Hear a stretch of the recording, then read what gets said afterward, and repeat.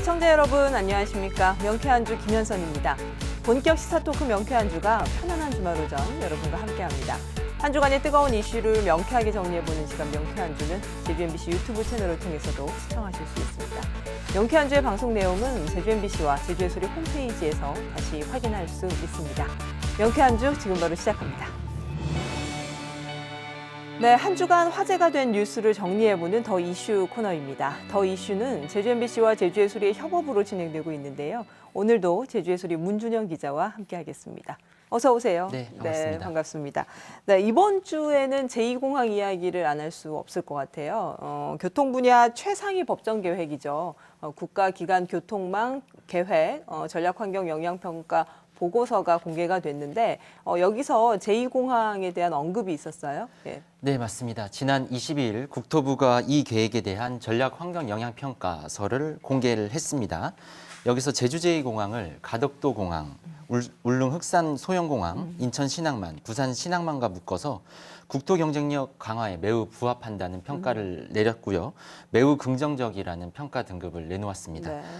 그러면서 제2공항은 수요, 환경성, 지역 의견 등을 종합해 관계기관과 협의하며 추진이 필요하다는 내용도 담겼습니다. 네, 그런 평가가 나왔다고 해서 제2공항 추진 여부가 확정되는 것은 아니지만 어쨌거나 국토부의 추진 의지는 확인할 수 있는 부분인 것 같습니다. 제2공항 추진 여부는 사실 지금 국토부가 환경부에 그 제2공항 전략환경영향평가에서 재보완서를 제출을 한 상황이잖아요. 이 검토가 7월 중에 마무리될 것 같은데요. 그 결과가 나와봐야 알게 되는 거죠. 네, 그럴 것 같습니다. 국토교통부가 가장 최근 환경부에 제주 제2공항 전략환경영향평가서를 제출한 것이 지난 11일입니다. 제가 가장 최근이라고 표현을 한 것은 네. 이번이 벌써 네 번째 제출이기 때문인데요. 국토부는 2019년 9월 최초로 본안을 제출했지만 그동안 환경부는 조류 충돌 방지, 보호 대책, 그리고 동굴과 숨골 보존 방안 등을 요구를 했고요. 국토부는 이를 계속 보완해 온 겁니다. 재보완서에 대한 검토 결과는 40일 이내에 회신돼야 되기 때문에 아무래도 환경부가 7월 중에 결과를 내놓을 것으로 예상되고 있습니다. 네, 저희가 이제 그 7월 중 그 결과에 주목하는 거는 그 국토부와 환경부의 그 협의 절차가 사실은 기본 계획 고시전의 마지막 절차이기 때문인 거잖아요.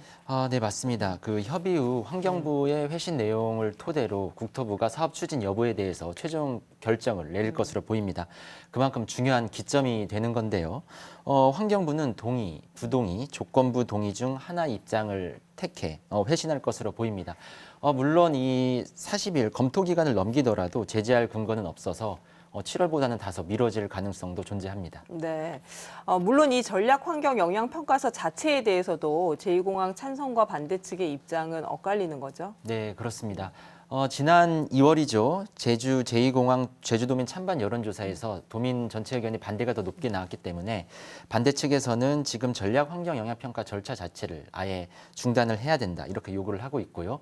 반면 찬성 측에서는 환경부가 동의 입장으로 회신을 해야 한다. 이렇게 촉구를 하고 있습니다. 네, 이 최종 결정을 앞둔 시점이어서 그런지 제주 지역 국회의원들이 혹시나 이제 그 뭐 좌초가 되거나 이렇게 했을 경우에 뭐 새로운 대안 뭐 이런 것들을 마련하는데 좀 분주한 모습을 보이고 있습니다. 네, 최근 제주 지역 국회의원 3명이 당 원내대표와 정책위 의장 등과 만남을 갖고 제2공항 해법에 대해 논의한 것으로 알려졌습니다. 여기에서는 애초에 제주도민의 수건이 신공항, 제2공항 이렇게 특정한 것이 아니라 공항 인프라 확충에 있다. 여기에 방점을 찍은 것으로 알려졌는데요. 이 같은 분위기는 최근 송재 의원과 반대 단체와의 간담회에서도 이런 분위기가 읽혔습니다. 네. 당시 송재 의원은 제2공항 건설 여부를 넘어 대안까지 고민해야 된다. 그러면서 당초 주된 목표는 공항 인프라 확충이었으니 정석 비행장 활용 또는 현공항 확충 가능성도 열어놓고 있다. 이렇게 말했습니다. 네. 근데 그 정석 비행장 얘기는 사실은 오영훈 의원이 먼저 이야기를 했던 거잖아요. 네, 송재 의원보다 앞서서 오영훈 의원이 최근에 처음으로 제2공항 건설 대안으로 정석 비행장 활용 방안을 언급을 했습니다. 정석 비행장은 2002년 월드컵 당시에도 중국인 관광객들을 위한 임시 국제공항으로 운영이 된 적이 있습니다. 또 제2공항 후보지 중 한 곳이기도 했고요. 오영훈 의원은 전략환경영향평가가 환경부에서 부동의 결정이 되더라도 공항 인프라 확충 과제는 여전히 남기 때문에 정석 비행장이 제2공항 인근 15km 지점에 있기 때문에 적절한 대안이 될 수 있다. 이렇게 얘기를 했습니다. 어떤 결론이 되든 뭐 논란은 불가피할 것 같고요. 일단 환경부의 최종 결과, 검토 결과를 지켜봐야겠습니다. 다음 소식으로 넘어가 볼까요? 예. 네, 지난 22일 열렸던 제3차 제주국제자유도시 종합계획안 공청회 이야기입니다. 네, 국제대시 종합계획이라는 게 제주 특별자치도의 최상위 법정 계획이잖아요. 어떤 핵심 사업들이 담겼습니까? 예. 네, 이번 계획안에는 제2공항과 연계한 스마트 혁신 도시, 청정 제주 트램, 중산간 순환도로 조성과 스마트 환승 허브, 국제교육 도시 등을 핵심 사업으로 내세웠는데요. 이날 토론에서는 제주의 공간을 미래지향적으로 끌고 가려는 어떤 키워드나 노력이 읽혔다. 이런 평가가 나오기도 했습니다. 네. 그런데 이날 공청회에서 의견이 굉장히 분분했던 걸로 알아요. 네, 계획에 대한 비판도 비판이고요. 사실 이날 공청회 자체가 좀 운영에 문제가 많았습니다. 향후 제주의 10년 방향성을 결정하는 큰 그림을 완성하는 그런 자리 아니겠습니까? 근데 이것이 허술했다는 비판이 이어지고 있는 건데요. 용역 책임자의 보고가 한 30분 정도 진행이 됐고요. 네. 이어서 초청된 전문가들 패널 토론이 진행이 돼야 되는데 주어진 시간 1인당 5분에 불과했습니다. 또 앞서서 도민 참여단도 운영이 됐는데 여기 운영 방식에도 시간이 촉박하다는 이유로 문제가 많았다는 지적이 이어졌는데요. 실제 이날 참가 패널들 중에서는 왜 왔을지 정도로 허탈하다. 네. 제주의 미래 비전을 모색하는 자리인데 충분한 의견을 나누지 못하는 것이 정말 아쉽다. 또 공청회 이전의 사전 회의 과정에서도 계속 시간이 없다는 얘기를 했다. 제주의 중요한 가치를 설정하는 영역을 이렇게 시간 없이 급하게 진행하는 것이 과연 앞뒤가 맞느냐 이런 비판들이 현장에서 나왔습니다. 네. 의견 수렴 과정이 충분치 않다 이런 비판의 목소리인 것 같은데요. 그 종합계획 내용에 대한 평가들도 물론 있었겠죠? 네, 맞습니다. 네. 사실 계획안 자체에 대해서도 혹평이 많았습니다. 네. 어떤 개발 위주의 사업을 진행하면서 정작 도민들의 삶의 질 향상과 관련된 직접적인 내용은 없었다는 비판입니다. 예를 들면요, 제주의 생명산업이라고 할 수 있는 감귤 관련 내용 포함되어 있지 않았습니다. 제주도에서 차지하고 있는 감귤의 산업 비중을 일단 생각을 해본다 그러면 감귤과 관련되어 있는 단어가 종합보고서 어디에도 사실은 없어요. 그리고 12억 원이 넘는 규모의 용역임에도 환경 분야 그리고 농업 분야 전문가가 참여하지 않았다고 합니다. 또 연구진이 제주 최대 인구를 105만 명으로 제시를 했는데 네. 당연히 과연 수용성에 대한 고민이 있었나 이런 의문이 뒤따를 수밖에 없었고요. 제주 수용력에 대한 고민이 있었는가라는 생각이 많이 드는 부분입니다. 제주는 섬입니다. 그리고 한정된 땅과 자원을 갖고 있는 곳입니다.